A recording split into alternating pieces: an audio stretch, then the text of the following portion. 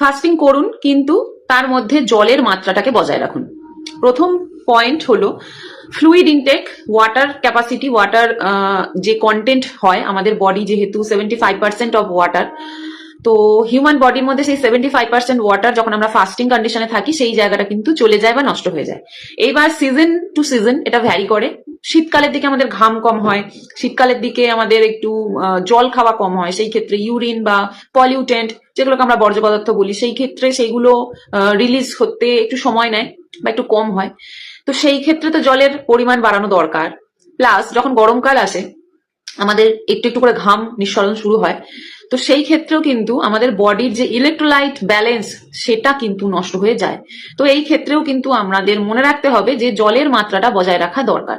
এখন যারা ফাস্টিং কন্ডিশনে আছেন তারা যে সময়টুকুতে জল খেতে পারছেন না বা জল খাচ্ছেন না, ঠিক তারপরে যখন আফটার ব্রেকফাস্ট বা ফাস্টটা যখন আমাদের ব্রেক হচ্ছে, সেই ফাস্টিং কন্ডিশনটা ব্রেক করার পরে মনে রাখতে হবে পুরো জল যেটা সারাদিনে আমরা খেলাম না সেই জলটা তো কোনোভাবে ম্যাচ হলো না, কিন্তু যে জলটা আমার শরীরে দরকার বা যে জলটা আমাদের মিস হয়ে গেছে কোনোভাবে, সেই ক্ষেত্রে কিন্তু আমাদের জলটা একটু প্রয়োজন থাকে এবং সেই ক্ষেত্রে আমাদের জলের মাত্রাটাকে কিন্তু ম্যাচ করানোটা খুব দরকার হয়।